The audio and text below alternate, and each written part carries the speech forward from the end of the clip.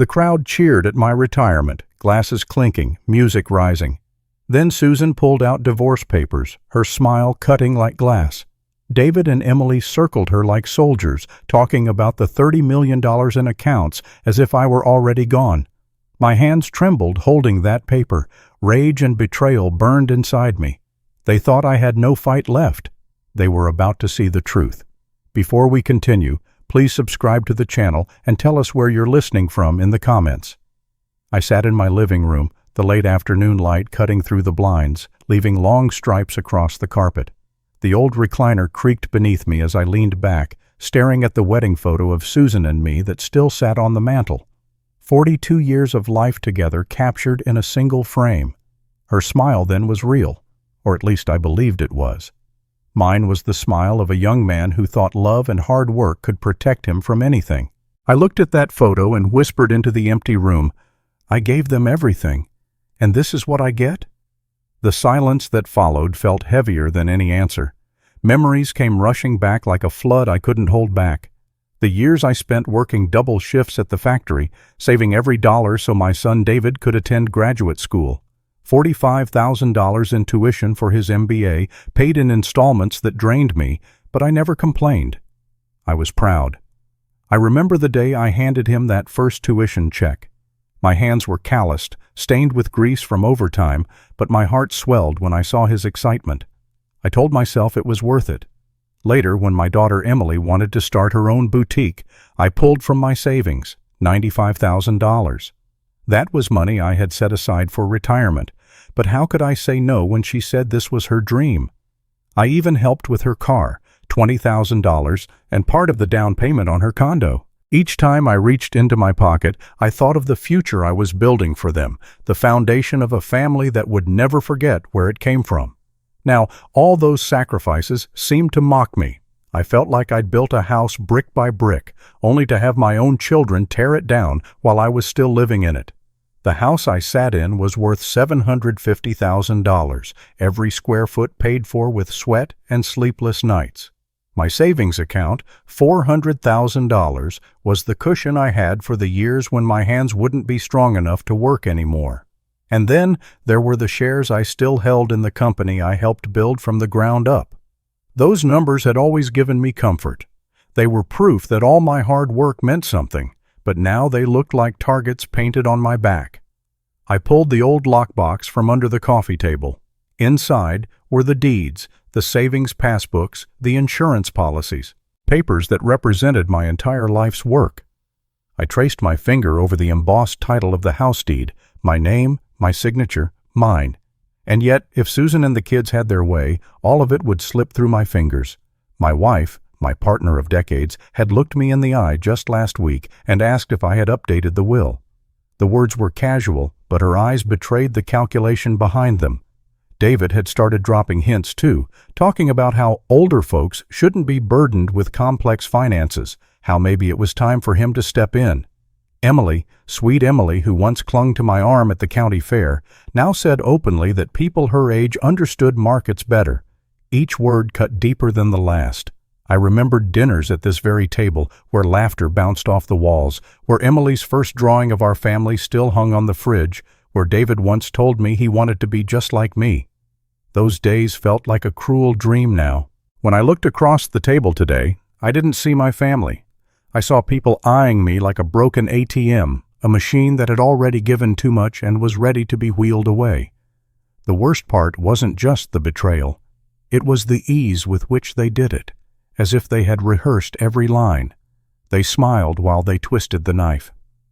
I felt the ache in my chest, not from age, but from disappointment so heavy it pressed against my ribs. I whispered again to Evelyn, my late mother, the one who raised me with nothing but honesty and hard work. I gave them everything, Ma. Tuition, houses, cars, weddings, and now they want the roof over my head. For a moment I closed my eyes, and I could almost hear her steady voice telling me to stand tall, to never let anyone take what was mine without a fight. Something shifted inside me that night. Until then, I had clung to the idea that family meant loyalty, that even when times got hard, blood would protect blood. But as I sat there surrounded by papers that proved my worth in cold numbers, I realized this wasn't about love anymore. It was about a battle over assets, a war disguised as a family concern. And if I didn't stand up, I would lose everything I had spent 65 years building. I picked up the savings book. The numbers glared at me, the balance of $400,000 standing like a fortress and a temptation. I remembered every deposit bonus from the company, overtime checks and tax returns I didn't spend. That money wasn't theirs. It was mine. I flipped through the insurance policy, the one I had taken out decades ago to make sure Evelyn and the kids would be safe if something happened to me. The name on the beneficiary line had once been Susan's, but that was before her smile turned cold. I would have to change it. My hands trembled, not from weakness, but from a new determination. They thought I was too old to protect myself. They thought I would go quietly. They had no idea who they were dealing with. The pain of betrayal still lingered, but it was giving way to something else. Resolve. I thought of Susan's voice, almost mocking, "Have you updated the will yet?" I thought of David's smugness, telling me older men shouldn't manage money alone. I thought of Emily brushing me off, saying her generation knew better. Each word played back like a courtroom testimony, evidence of their greed. And with every memory, my resolve hardened. The living room grew darker as the sun sank. Shadows filled the corners, but I felt strangely awake. My eyes fell on the coffee table again, where the wedding photo still stood. Next to it was a photo of David at his graduation, cap in hand, the moment when all those tuition checks had turned into a degree, and Emily, cutting the ribbon at her boutique's opening, the one I had paid for with my own savings. I had been there, clapping, cheering, bursting with pride. But those smiles had turned into sneers. I gripped the arm of the chair until my knuckles went white. I knew what I had to do. I would find every document, every policy, every share certificate. I would put them in order. I would make sure that if Susan and the kids tried to move against me, they would find a wall waiting. Not a broken old man, but a man who had built his life from nothing and wasn't about to hand it over. I stood, the floor creaking beneath my weight, and went to the cabinet where I kept the insurance contracts. The air smelled faintly of cedar and dust as I pulled the drawer open. There it was, the life insurance policy, signed and sealed, still valid. I held it like a weapon, a reminder that I had more control than they realized. My lips moved before I even thought about the words. "They think I'm finished," I whispered into the empty room, "but they have no idea what I've prepared." The night settled heavily around me, but I didn't feel defeated anymore. I felt ready for whatever would come next. And that was the moment I knew Chapter 3 of my life was about to begin. If you're still watching and find this story interesting, please comment 1 below to let me know you're here with me. I woke before sunrise and sat in the same recliner that had held me through so many seasons, the leather cracked like an old road map. The house was quiet. Chicago winter light pressed against the blinds, thin and gray. My coffee tasted bitter because the night had been long and crowded with thoughts I couldn't shut off. In Chapter 2 of this story, I faced the truth. My family wasn't circling me out of love or care. They were circling because there was money on the table. Today, I would stop grieving that and start acting. The decision felt cold and steady in my chest. I breathed with it until my hands stopped shaking. I took out a yellow legal pad and wrote 3 lines in block letters so big they nearly tore the paper. Lawyer, bank, paper trail. I circled each word, then circled them again. I didn't need revenge, I needed control. The clock over the stove clicked to 7:59. At 8 sharp, I dialed Mr. Peterson's office. His receptionist answered with a professional cheerfulness that calmed me more than I expected. I said my name, said I needed counsel regarding marital property, and said it was urgent. She put me on hold for a moment, then Mr. Peterson's even voice filled my ear. He remembered me from years back when I'd asked a question about beneficiary forms. He spoke slowly, respectfully, like a doctor who had seen this wound before and knew exactly where to press. He outlined the basics in plain language. In Illinois, there are automatic rules that kick in once a divorce petition is filed, but there are also steps a spouse can take before things get formal, especially when the concern is dissipation of assets. He told me to gather documents. He told me to list every account number I knew, every beneficiary designation, every deed, every loan, every statement from the past 12 months. He reminded me that clarity is power, not drama. Then he told me something I needed to hear. If I had reason to believe funds might be moved without my consent, I could contact the bank and freeze a portion immediately or require 2 signatures. A temporary measure to preserve the status quo. "You are not helpless," he said.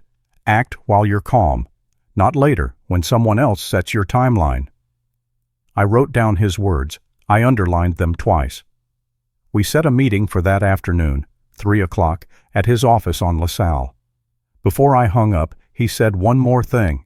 "If anyone pushes papers in front of you, do not sign without me." I promised I wouldn't. I meant it at the time, and then the day found a way to test me. I called the bank next. The voice on the other end belonged to a manager named Ms. Ramirez. I told her plainly that I needed to place a hold on $300,000 from the joint account Susan and I shared, account ending in 8824. I said I wanted that amount moved into a new account requiring my signature only. I heard the keys clicking while she confirmed identities and balances. My throat was dry, but my voice stayed steady. She said the total balance would allow a $300,000 hold and transfer without triggering any overdraft. She said she would leave the remainder in the joint account for ordinary household needs. She explained there would be a paper receipt, and the movement would be visible on the online statement. I told her visibility was fine. Sometimes the best way to stop a bully is to let them see the door close. She asked me to come in with ID to finalize. I said I'd be there in an hour. The bank lobby smelled like floor polish and strong coffee. The morning crowd was thin. A man in a wool coat argued softly with a teller about a fee. A woman with a stroller bounced her baby while waiting to deposit a check. I sat at a glass desk while Ms. Ramirez typed, her hands fast and sure. She slid papers to me one by one. Authorization to open the new account, signature cards. A form to request 2 cashier's checks, one for $200,000 and one for $100,000, both payable to me for deposit into the new account and into a safe deposit box I also rented on the spot. We spoke about the safe deposit box like it were a routine decision. She handed me a tiny brass key in an envelope. The key felt small but heavy in my palm. I asked for printed receipts for everything. She stacked them neatly, stapled in order, with timestamps and initials. It was the sound of my life becoming documented in a way no argument could erase. Numbers are not love, but they are boundaries. $300,000 moved out of reach is a boundary you can see. I walked back to my car with a folder under my arm and that little key in my pocket. The cold air cut my cheeks. It woke me up all the way. In the rearview mirror, I saw a man who looked older than he felt and stronger than he'd looked yesterday. Susan texted at noon. Family dinner, her house, 7 o'clock. To clear the air, she wrote, as if air could be cleared with people who loved the smoke. I answered, I'll be there. Then I called Mr. Peterson to confirm our 3 o'clock and to tell him about the dinner. He approved of the transfer. He liked the paper trail. He reminded me again, no signatures tonight, not even just to acknowledge. He said to be courteous and brief. He said to listen more than I spoke. On the train to his office, I practiced 2 phrases under my breath. We'll follow the law, and I'll have my attorney review that. Each sentence was a shield. I learned how they sounded in my mouth until they felt natural. Mr. Peterson's office looked like a trust. Leather chairs. Wood bookshelves lined with case reporters. A framed map of Chicago from the 1930s hung on the wall, the lake a pale blue that made you want to breathe deeper. He asked for my papers, and I gave him the folder and the key envelope. He opened everything, not hurried, not slow. He said I had already done the most important thing. I had acted while I was clear. He sketched the next steps on a legal pad so I could keep them. A preliminary disclosure from me, honest and careful. A request for temporary orders to prevent unilateral transfers from the joint accounts or the retirement accounts. A notice to my company about any third party trying to access my benefits. He explained how Illinois views marital property, what equitable often looks like in real life, and what judges frown on. He didn't feed me fantasies, he gave me a map. I left his office with a copy of that map in my briefcase and the weight of fear lifting just enough for me to walk straighter. At 5:30, I stopped by the house. The front steps were dusted with clean snow. I paused at the top to look at the bay window. Inside, the living room lamps were on, the warm light the color of honey. I could see the wedding photo on the mantel and, next to it, a framed picture of the kids when they were small, both of them wearing cubby shirts too big for their shoulders. I stood there for a full minute, letting the old life and the new decision touch the same air. Then I went in. The dining room smelled like pot roast and rosemary. Susan had arranged the table with our good plates. She could still do that, make things look like a magazine. David and Emily arrived a few minutes later, breathless from the cold, loud without being joyful. I greeted them lightly. I sat at the end of the table where I'd always sat. I set my phone face down and folded my hands like I was saying grace. Susan began by talking about the retirement party again, as if the memory might soften with repetition. She said she had been overwhelmed, that the timing was unfortunate, that she thought clarity would be better in front of friends. I didn't respond to that. I told her calmly that I had spoken with counsel and would continue to do so. I said any property issues would be handled under the law, not at the dinner table. I saw her eyes trace my face, looking for anger she could use. She found none.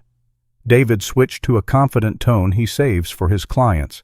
He said he had looked into assisted living communities that would take the burden off everyone. His words. He said they could manage my medications even though I take none, and my bills even though I've paid every bill on time for 40 years. Emily nodded and chimed in about markets being volatile, about a friend of a friend who had lost most of a 401k by mistiming a withdrawal. She said the sentence like she was telling me a ghost story. I sipped water and let them finish. I did not argue with phantoms. After dinner, the plates barely cleared, Susan brought out a manila envelope. She placed it on the table with a little flourish as if it were a birthday cake.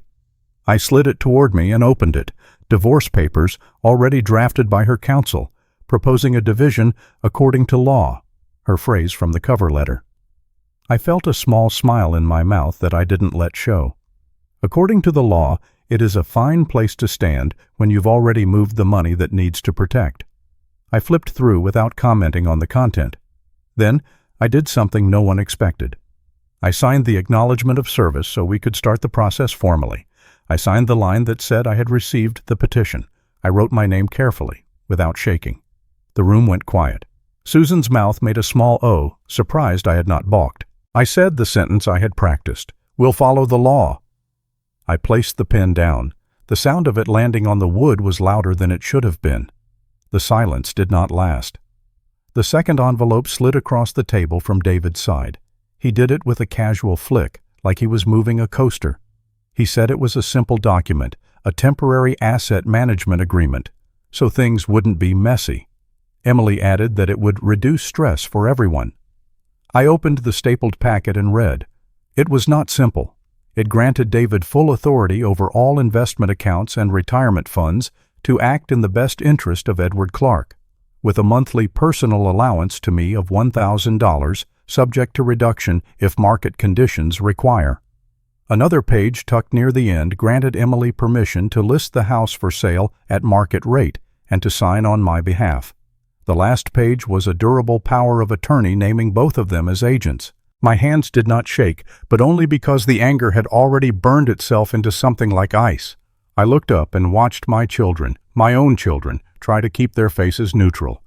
David leaned back in his chair the way he does when he thinks a deal is already done. Emily smoothed a napkin that didn't need smoothing.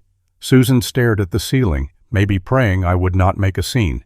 My chest felt tight, the way it used to before a big presentation, when the air thins and you have to choose your words or lose the room. I chose them. I'll have my attorney review this, I said. I slid the document back across the table without another word. Emily began to protest, something about timeliness, something about preserving wealth, but I stood slowly, and the chair legs scraped tile. We'll follow the law, I repeated. Good night. I put on my coat. I did not slam the door because good doors don't deserve that kind of treatment. In the car, I sat with the engine off and let the heat fade. The street lights threw pale circles onto the snow. That agreement had not been sloppy. It had been calculated. It dressed greed and concern. It left me an allowance like a boy mowing lawns for pocket money. I felt the humiliation rise again, then fall into resolve. They believed I had nowhere to go. They believed control was a signature away. They believed I was already a ghost in my own life. Their belief was my opportunity. At home, I spread papers across the dining table like a general laying out a campaign. I listed assets in 2 columns, the ones already shielded and the ones still exposed. House, $750,000. Savings, now $100,000 left in the joint, $300,000 secured. Retirement accounts, $520,000 in total, are still under my name alone. Life insurance, $250,000. Beneficiary form still naming Susan from years ago.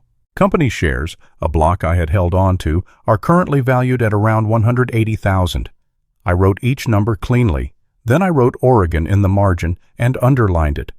I had read about how quiet an Oregon LLC could be if you set it up the right way, with a registered agent and a mailing address far from anything familiar.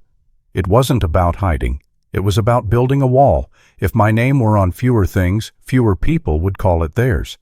I opened my laptop and searched for a registered agent service in Bend, Oregon. The first few sites looked like scams. The fourth looked like a small office with real names and real addresses. I called the number. A man named Carter answered. I told him I needed an LLC formed, that I wanted it clean and compliant and fast. I told him the name I had chosen, Northwind Holdings. It sounded like whether you don't try to fight, you lean with it and keep walking. Carter asked me the usual questions. Mailing address, purpose, manager managed or member managed. I chose manager managed with me as the manager. He asked if I wanted an operating agreement tailored to hold financial accounts. I said yes. He said the state filing fee would be $100, his fee would be $300, and the registered agent would be $75 per year. I gave him a card. I asked for overnight email copies and hard copies by FedEx. When we hung up, I felt something ease in my spine. I called Mr. Peterson's after-hours line and left a message. I told him what I'd done. I told him about the asset management agreement and the power of attorney they tried to slide in. I asked him to prepare documents in the morning, beneficiary changes, notices to financial institutions, and a letter instructing my company's HR to deny any third-party inquiries. I asked him to draft a temporary restraining order to prevent any sale or encumbrance of the house without my written consent. Then I sat there and listened to my own breathing until it slowed. The next morning I went to the bank again early. I opened a second safe deposit box and moved one of the cashier's checks there with photocopies in my home file. I deposited the other check into the new account. I changed the online password to a phrase no one could guess because it wasn't a word. It was a sentence I had spoken last night. We will follow the law. I took down the framed photo of the kids from the mantel and wrapped it in an old towel. I wasn't throwing it away. I was taking it somewhere they couldn't rewrite it. By 10, Carter from Oregon emailed the stamped articles of organization. I printed them and held them like proof that the next chapter had weight. By noon, Mr. Peterson called back. His voice carried approval without saying the word. We scheduled a 2 o'clock to sign beneficiary updates and a letter to the brokerage to retitle a portion of the taxable account into Northwind Holdings, with me as manager. He dictated a short script for me to use if anyone called asking me to confirm changes I hadn't initiated. Please contact my attorney, and then his number. He told me that the sentence is a wall, too. He asked if I was prepared for pushback. I told him last night had cured me of surprises. At lunch, I ate standing at the sink, an old apple and a slice of cheddar. I looked out at the backyard where the maple had shed every leaf and stood there like a strong old thing that had survived many winters. I spoke out loud because sometimes a man needs to hear his own voice to believe it. They think I've already lost, I said. They think I'll go along. The maple held its ground. So would I. At 1, I packed a small black duffel with exactly what I needed and no more. 2 pairs of jeans, 3 shirts, socks and underwear rolled tight. The life insurance policy, the operating agreement, the safe deposit key. I added the photo wrapped in a towel. I walked from room to room, saying a quiet goodbye to things that were only things. I touched the banister where little handprints had once smudged the varnish. I touched the kitchen table where homework had sprawled and where, last night, greed had tried to wear a family's face. At 2, I signed papers in Mr. Peterson's conference room with a pen that wrote smoother than any pen I own. It was strange how something so soft could draw lines so hard. We faxed and emailed and overnighted. We made copies of everything. When we were done, he looked at me the way a coach looks at a player who has followed the plan. "Do not meet them again without me," he said. "Do not be baited into scenes. Quiet wins here." I told him I understood. Quiet had already become my favorite tool. On the way home, I filled the car with gas. I paid cash and kept the receipt. I took the long route through the park where the pond was skinned over with thin ice. A boy in a bright red hat tossed crumbs to geese, who were not impressed. I thought of David's expensive watch and Emily's careful manicure, and how both of them had once been noisy babies with jam on their faces. I let that grief land, and then move through me and out the open window with my breath. I needed the space their childhood memories took up. I needed the space for strategy. At 5, a text came from David. He wanted to swing by with revised language on the agreement. He said it would protect me from myself. I let the screen glow and then go dark. A few minutes later, a text from Emily, hearts, and a line about me being emotional and making rash choices. The words had the feel of rehearsed concern, the kind used by people who need you to be fragile so they can be strong. I didn't answer either message. I put the phone in a drawer and listened to the refrigerator hum. When it was fully dark, I wrote Susan a note with a pen that leaves grooves you can feel with your finger. It said what needed saying and nothing else. "I will be unavailable for a while. My attorney will be your point of contact. Do not attempt to enter any safe deposit box or change any accounts. All requests go through counsel. We will follow the law." I left the note on the kitchen counter where the morning light would find it. Then I turned off the lamps and sat in the dark for a long time because I wanted to understand it before I left it. I breathed in the smell of coffee that lives in the wood of the cabinets. I listened for the old radiator to knock. I pressed my palm to the smooth banister one last time and felt how many hands had polished it without meaning to. At 9, I carried the duffel to the car. The cold wrapped around me and made everything sharper. I put the bag on the passenger seat and buckled it like a passenger I cared about. I didn't look back at the house. The rearview mirror would show it to me if it wanted to. I drove city streets I know by heart, and then I drove streets I didn't, because it felt important to break the pattern now. On the highway, I kept to the right lane and let the trucks pass. The city lights thinned and then fell behind. The blacktop stretched like a ribbon with no bow. Somewhere near Rockford, I pulled into a rest stop and sat with the engine off, hands on the wheel. The silence made a new kind of sense. I thought of my father, who used to tell me that men become themselves in the spaces between their decisions and their actions. This was that space. The decision had been made, the action had begun. The part in between was where a man breathes and chooses who he will be on the other side. I rested my forehead on the cool steering wheel and smiled for the first time in days.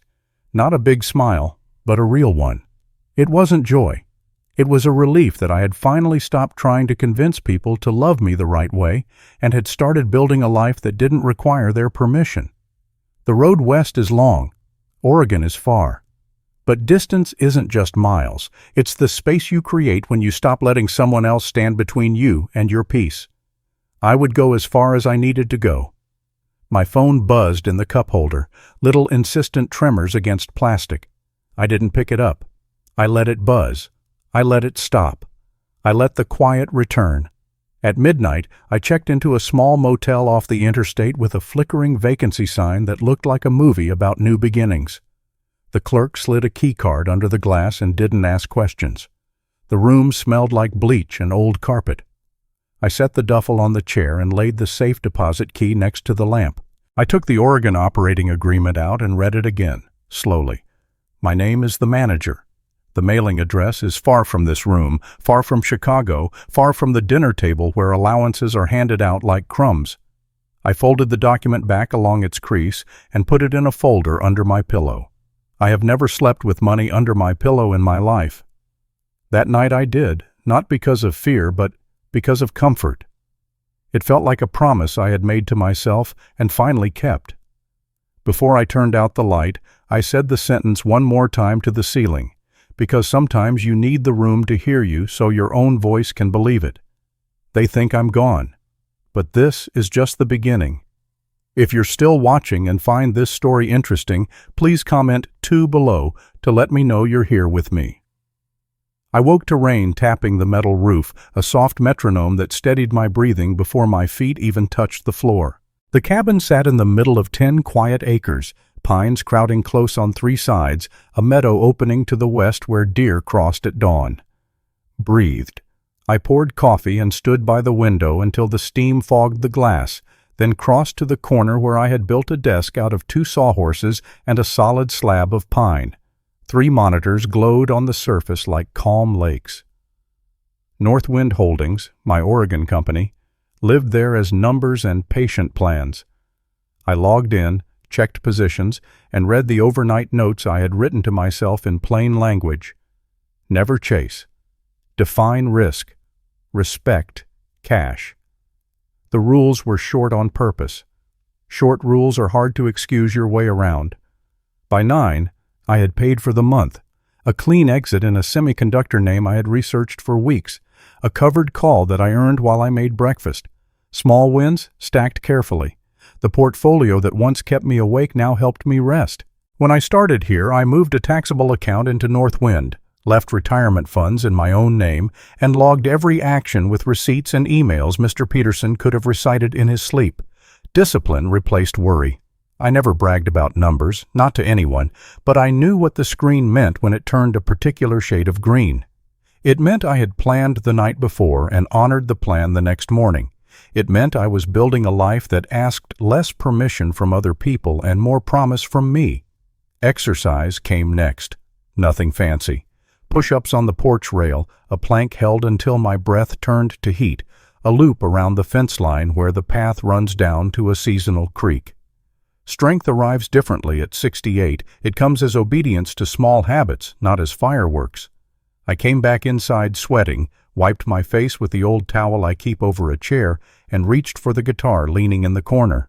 3 chords, then 4, then a run I could never quite clean when I was younger. I'm better now at the part that matters. I don't rush the song to get to the end. I let the notes make a home in the air. When I finished, I left the guitar exactly where it was supposed to be, stood up a little taller, and made eggs in a skillet that remembers every breakfast you've ever asked it to hold. Bend is a place that respects rooms with books. The bookstore on Main has a chalkboard that reads, "Open Hearts," open books in a hand that makes you believe the words. That's where I met Clara. She was just outside the door, setting a stack of paperbacks into a window display, her hair tucked behind one ear so it wouldn't fall into the covers. I said good morning. She looked up with a smile that reached both eyes and said, "You like old westerns or new mysteries?" "I like anything with a decent ending," I answered.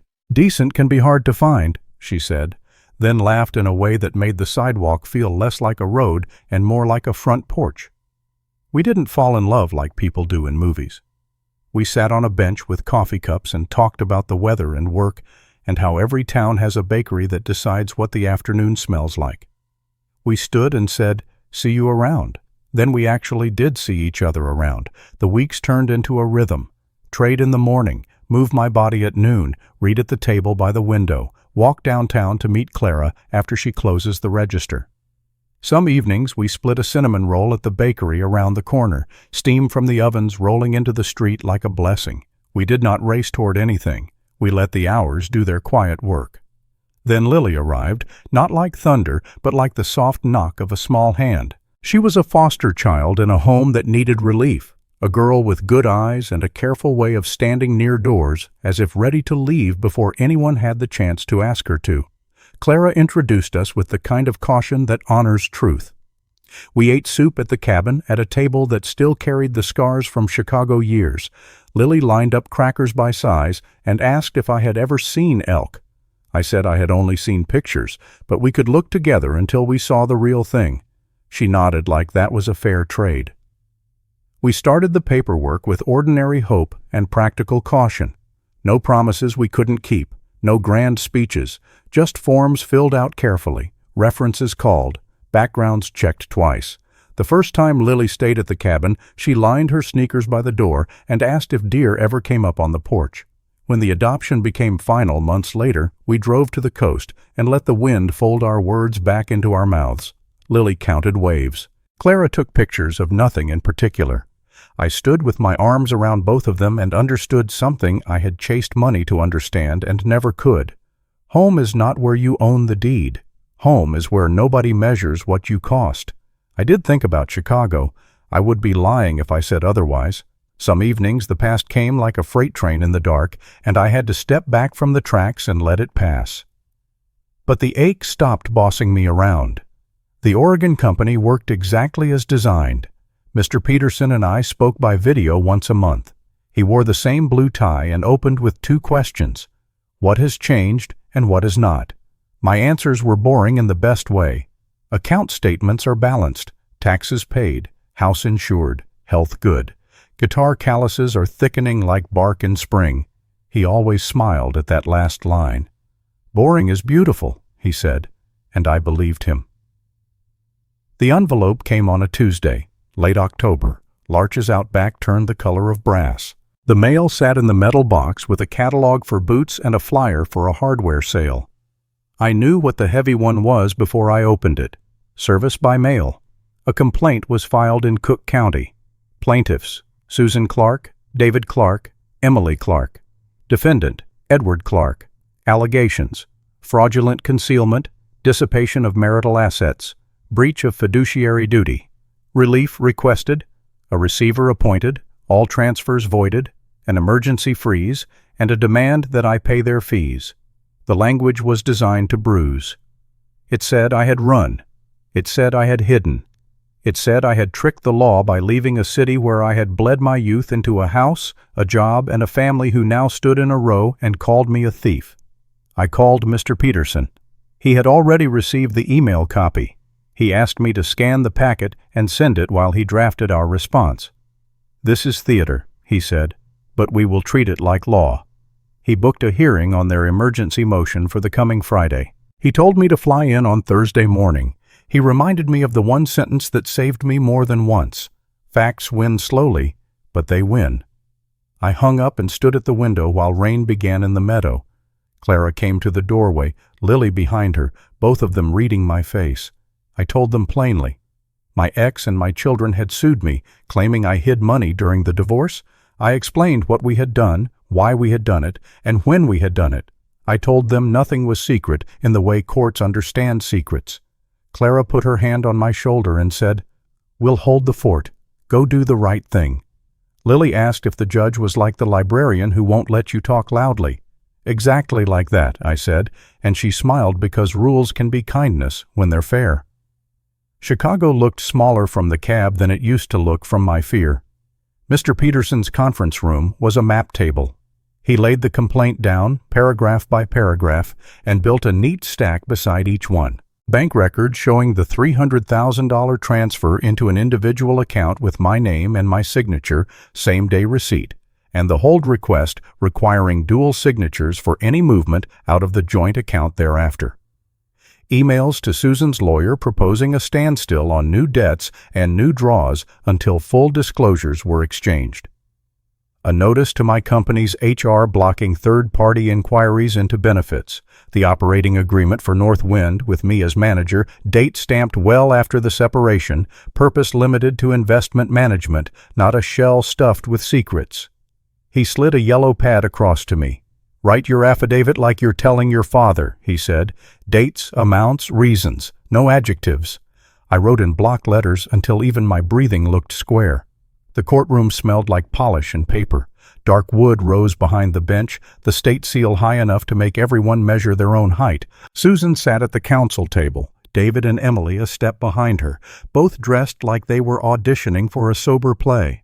Their lawyer had the kind of haircut that announces compliance. He stood and spoke in long, smooth lines about deception and flight. He said older men get confused. He said I had formed a shell company to spirit money away from a vulnerable spouse. He said receiver as if it were a nurse, freeze as if it were mercy. He said the word hidden with a lower voice, then raised it on the word emergency as if volume could manufacture urgency. Susan dabbed her eyes. David's jaw worked like a small machine. Emily stared at a spot on the table where she must have imagined a future she felt owed. Then Mr. Peterson stood. He did not raise his voice. He raised his eyebrows. He handed the judge a binder with tabs so neat they almost hummed. "Your Honor," he said, "the story is simple. Mr. Clark sought counsel, disclosed accounts, preserved funds, and asked for a standstill while this divorce proceeded ordinarily. Plaintiffs refused the standstill and chose an emergency motion instead. He walked through dates you could not bend. The bank transfer on a Wednesday at 10:12 a.m., the hold request was at 10:18, and the certified letter to opposing counsel was stamped the following morning. The email chain where his office wrote, in words a child could read, "Let's keep things as they are until disclosures are exchanged." He held up the notice to HR blocking third-party inquiries. He showed the corporate minutes for Northwind. Nothing was hidden, he said. Everything was dated, disclosed, and preserved. Then he lifted the page where our proposal asked both sides to avoid new loans, new draws, or new listings until discovery. He pointed to a line where the house, valued around $750,000, was explicitly preserved. "You do not need a receiver to watch a door that is already locked," he said. "There is no emergency. There is only anger." The judge asked one question, the kind that finds the hinge. "Counsel, did your office receive the standstill proposal attached as Exhibit C?" Their lawyer tried to qualify the answer with words like misunderstood and context. The judge lifted a hand. "Yes or no?" He said yes. The judge closed the binder, not loudly, but finally. "Emergency motion denied," she said. "No receiver, no freeze. The home shall not be listed without the written consent of both parties or further order. The parties will proceed with ordinary discovery. Fees for this unnecessary emergency practice will be addressed on petition." She looked from their table to ours and back. "Courts are not instruments for panic," she said. "They are process instruments." The gavel made a small sound that felt like a door clicking. We stepped into the hallway where the windows threw rectangles of winter light across the floor. I felt something in my shoulders lower by an inch, then two. Mr. Peterson said, "Quiet wins," and put a hand on my elbow. Susan walked past without looking at me. David said, not quite under his breath, "You ran away." I answered without heat. "I retired from a war I never agreed to fight." Emily almost spoke, then didn't. The elevator doors closed with that hotel dream sound that always makes you wonder if it's going to open on the same floor you left. They did not give up, not right away. A letter arrived a month later proposing mediation. They wanted the house listed. They wanted a slice of appreciation from the Oregon account, as if geography could be community property. They wanted to pretend the emergency motion had been a misunderstanding. Mr. Peterson read the letter twice, then made tea and said, "Mediation is not surrender. It is a room. Sometimes rooms help." We set a date for January. I flew in the night before and slept in a hotel that smelled like lemons and ambition. In the lobby, men carried arguments in their briefcases, and women walked like they were late to a room that mattered. I felt calm, not because I expected joy, because I expected enough. Their first offer asked for half the $300,000, half the taxable accounts gained since Oregon, and authority to list the house to unlock equity. Mr. Peterson declined without sighing. He slid back numbers that respected dates and the law. Midday, the retired judge leaned in and said, "Mr. Clark, sometimes the only way out is through the math." I nodded. I was not there to punish or to be punished. I was there to end a fight I never wanted. In the afternoon, Susan stood in our doorway, with her lawyer a step behind, as if she needed a shadow to prove she still cast one. "We never meant to hurt you," she said. "We were scared. We thought you were slipping." The words sounded practiced. I answered the way a clean ledger answers, with lines and totals. "I saw a document that would have left me an allowance," I said. "I saw a plan to sell my home without my consent. Fear can explain bad behavior. It cannot excuse theft." She looked away first. We signed before 5. Each keeps his and her own accounts. Retirement rolled according to dates of contribution. No listing of the house without my written consent or court order. Each bears their own fees except the sanction for the emergency motion, which plaintiffs would pay within 60 days. It fit on 2 pages. It fits in a folder. It fit into a future that did not require shouting. I walked outside into air that smelled like snow and exhaust. Chicago felt smaller again, like a room you can finally leave without worrying they'll change the locks while you're gone. Back in Oregon, the meadow held frost like salt. Clara had left a note on the counter, weighed down by a smooth river stone Lily had found. "Soup on the stove, wood on the porch. We missed you." I ate, washed the spoon like it mattered, then opened the laptop and looked at the accounts. Honest numbers, no drama, gains and losses that made sense. I closed the lid and stepped onto the porch. The sky was a spill of stars so clear it made me ache. I said the sentence to the dark because the trees know how to keep a confidence. They wanted a war. They'll get a lesson instead. The wind moved, and the pines answered with a sound that felt like agreement. I slept like a man whose bones had been put back where they belong. In the morning, Lily handed me a drawing of the 3 of us standing under a lopsided moon. She had written family at the top in shaky letters. Clara tuned the guitar and asked for the April song. I played it slowly. The notes weren't perfect, but they were mine. I walked the fence line after breakfast and counted steps to the creek just to hear my breath find a home inside the cold. Peace is not a prize, I thought. It is a practice. It is a set of small decisions you make when no one is clapping. If you have ever been treated like you were invisible while people reached for what you built, you know the exact bruise it leaves. It does not vanish when the papers are signed. It fades the way winter fades, grudging, then grateful.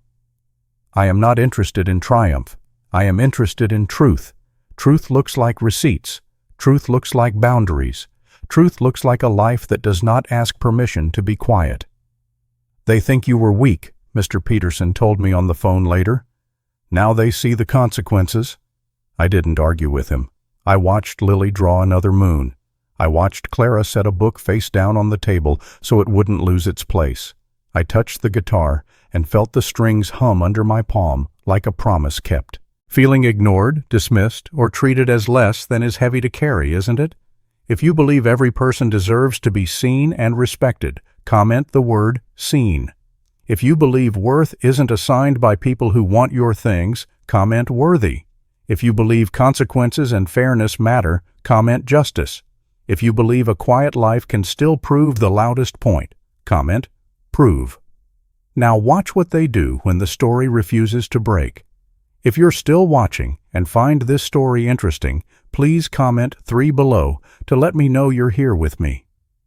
The courtroom smelled of wood polish and old paper, the kind of scent that clings to history itself. I stood at the front, not with a bowed head, but with shoulders straight. The documents in my hands were not weapons in the usual sense, but they might as well have been swords. They carried dates, signatures, numbers, receipts, the language of truth written so clearly it could not be mistaken for anything else.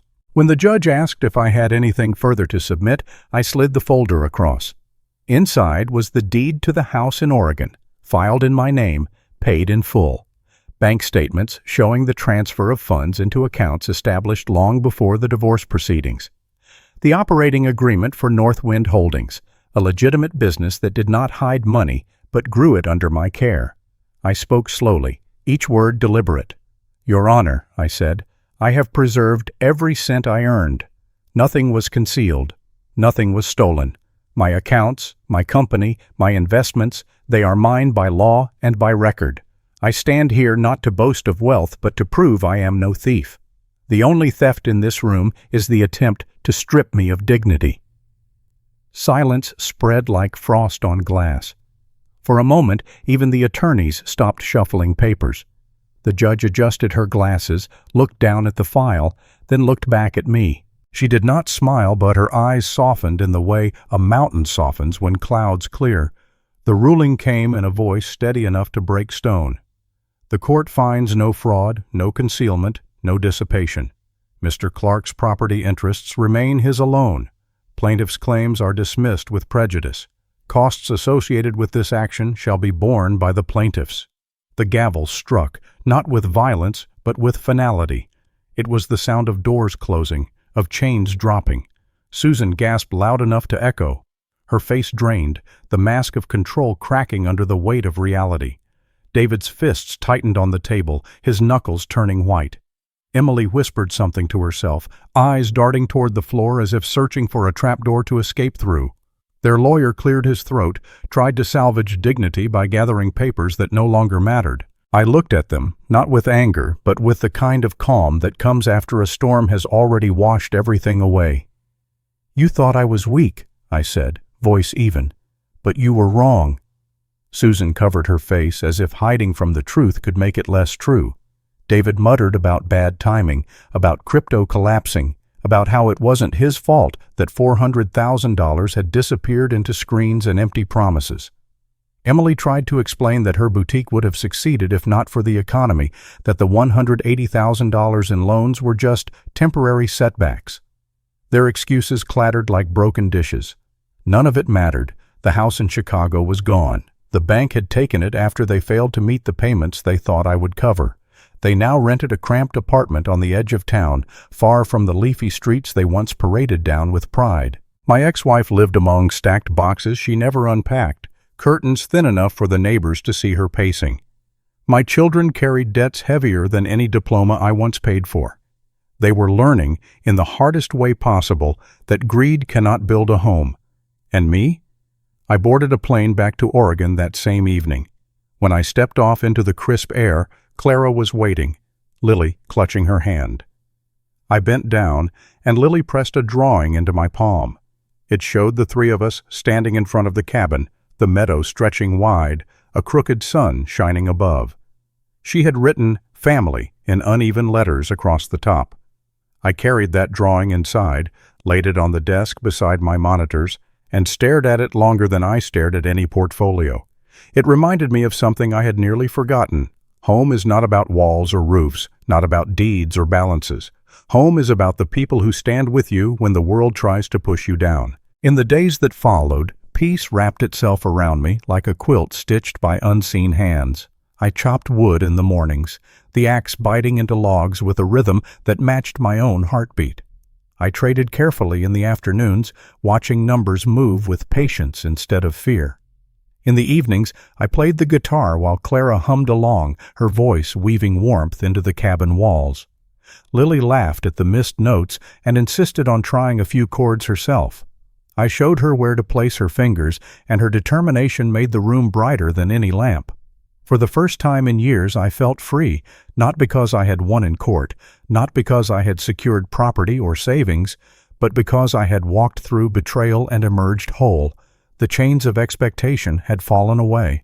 The voices that once told me I was nothing but an old man with fading power had been silenced by their own echoes. Susan, David, and Emily drifted into a shadow life.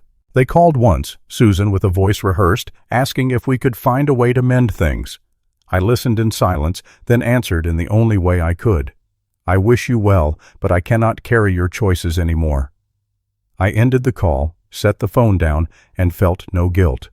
They sent letters after that, words filled with apologies that arrived too late, promises that sounded like currency already spent.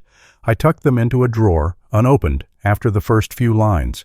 Forgiveness is not the same as reunion. Some doors must remain closed for the house to stay safe. I learned to let go of bloodlines and hold on to loyalty. I learned that family is not guaranteed by birth, but earned by love. The truth is sharp, but it frees you when you stop fearing the cut. Every morning, I walked the meadow path, dew soaking into my boots, the horizon wide and forgiving. I thought of the house I once built in Chicago, worth $700,000, now gone to strangers. I thought of the savings I had fought to protect, $400,000 still intact, still mine. But I realized those numbers no longer defined me. What defined me was the quiet joy of brewing coffee for Clara, the laughter of Lily as she chased deer tracks, the steady peace of knowing I had survived the storm. I whispered to myself one morning, standing by the creek as the sun climbed, "I don't need them anymore. I have myself." The words did not sound bitter. They sounded true. In the end, Susan lived in that rented apartment, bitter and restless. David took a job far below the dreams he once chased, the shadow of crypto losses following him into every conversation. Emily closed her boutique, the debts pulling her down like stones in water. They were together in misery, yet alone in blame. And I was far away, not untouched by pain, but freed from its control. The lesson I carried was simple, but it took me decades to learn. Family is not about blood. Family is about love, loyalty, and respect. Without those, all you have are strangers who share your last name. As winter turned to spring, I joined a local charity group. We gathered at the community center, packing boxes of food for families in need, repairing fences for neighbors who could not afford the work. I found myself smiling as I carried lumber, laughing as I shared stories with men and women who asked for nothing but company. I began to understand that giving can heal even the deepest wounds, so long as you give to people who value the gift. Clara often teased me about my newfound energy. "You work harder now than when you had a 9-to-5, she said. Lily nodded and added, "But you're happier." She was right. I was. At night I sat by the fire and thought about the journey, from betrayal at my retirement party, to humiliation in front of strangers, to the quiet revenge of truth. I thought about the weight of disappointment, the sting of rejection, the sharp edge of betrayal. And then I thought about how all of it had led me here, to a cabin filled with music, love, and peace. I did not regret the pain. Without it, I might never have found this freedom. Without it, I might still believe loyalty was owed, not earned. Now I know better. As I folded Lily's newest drawing, a picture of us planting a tree in the meadow, I whispered to the fire, "Blood does not define me. Love does." I smiled, leaned back in my chair, and let the flames warm my hands.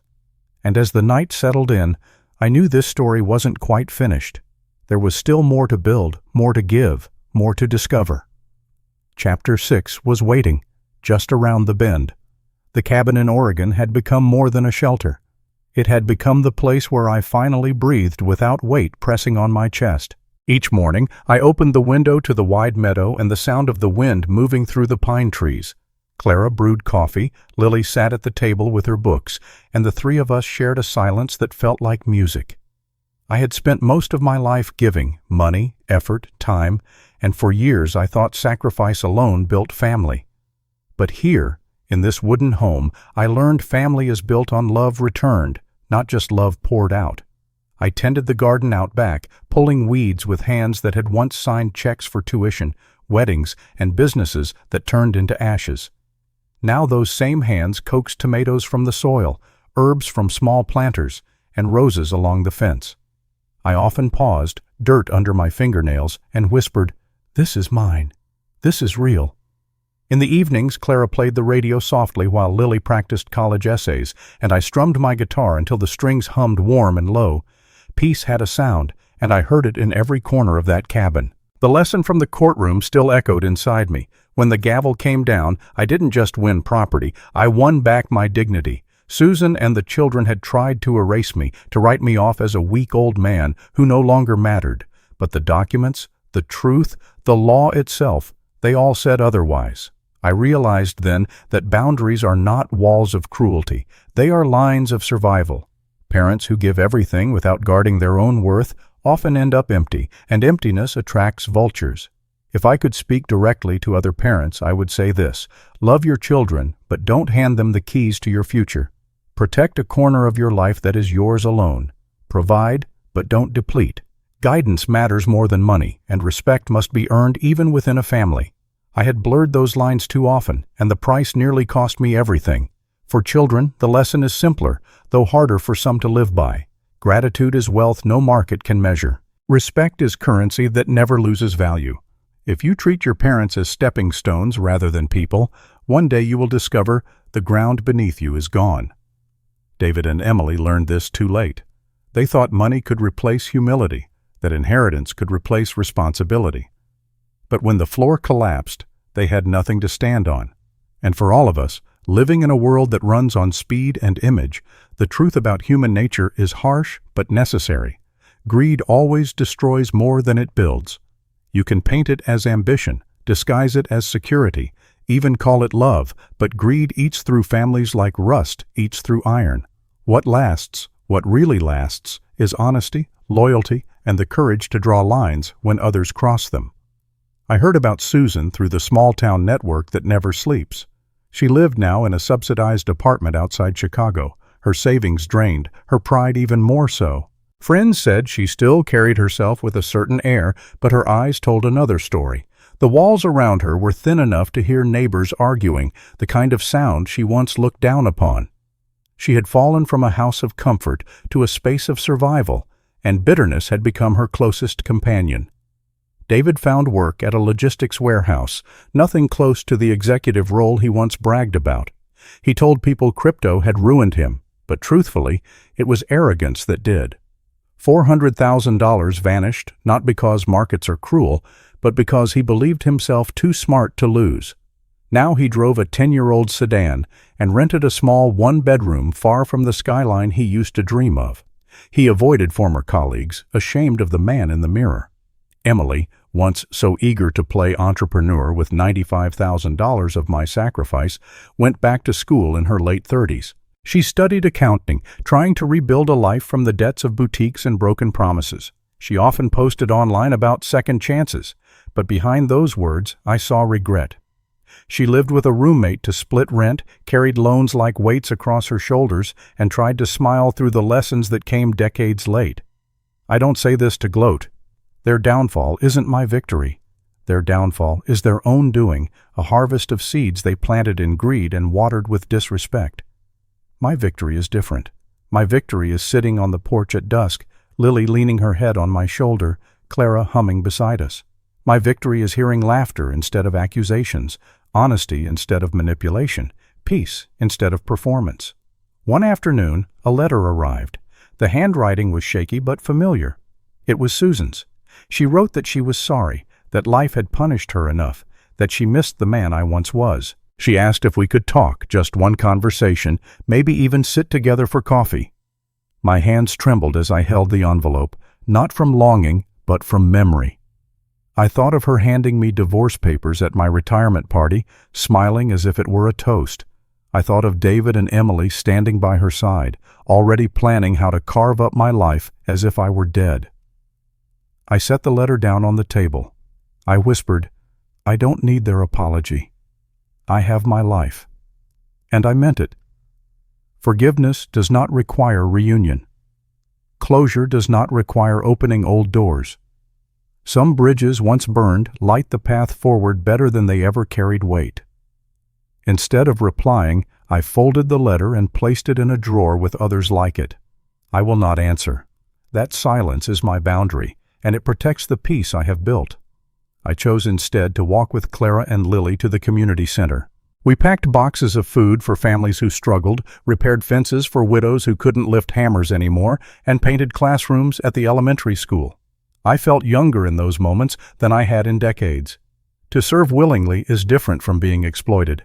To give freely is different from being robbed. For the first time, I gave with joy instead of fear. At night, I sat at my desk, the fire flickering, Lily's drawing pinned above the monitor. She was preparing for college now, her essays filled with dreams about studying environmental science. I promised her I would help, not with blind sacrifice, but with guidance, wisdom, and support that did not empty me. Clara and I talked about taking a trip once Lily settled into her dorm. Maybe we'd drive down the coast, maybe fly east to see the leaves turn red in Vermont. Life had become wide again, not narrow with fear. Sometimes, when the air was quiet, I thought back to Chicago. I thought of the house I once owned, worth $700,000, and the savings that nearly slipped away. I thought of the courtroom where I stood alone, but strong. And I thought of the meadow outside my window, green and endless, the most priceless property I could ever hold. I realized something simple, yet it struck deep. I had finally found where I belonged. I finally found the place I belong, I whispered into the night. Every day is proof I chose right. And so this story closes, not with fire, not with noise, but with peace. Parents, guard your boundaries. Children, honor your parents. Humanity, beware of greed. These are the lessons carved into me, lessons I share with you. Because in the end, blood may connect us, but respect keeps us together. Without it, family is only a word. With it, family is everything. I leaned back in my chair, watching Clara knit by the fire, watching Lily scribble notes for her future. The flames danced, and I felt weightless. The letters from the past would stay unanswered. The house in Chicago was gone, the debts of others no longer my chains. My story was not of loss, but of freedom found through pain. I closed my eyes and whispered, "Character is the only wealth no one can take away." And with that, I smiled. The story has come to an end. I hope it has brought you valuable lessons and insights. If you enjoyed this content, please like, share, and subscribe to the channel so you won't miss the next video. Goodbye, and see you again.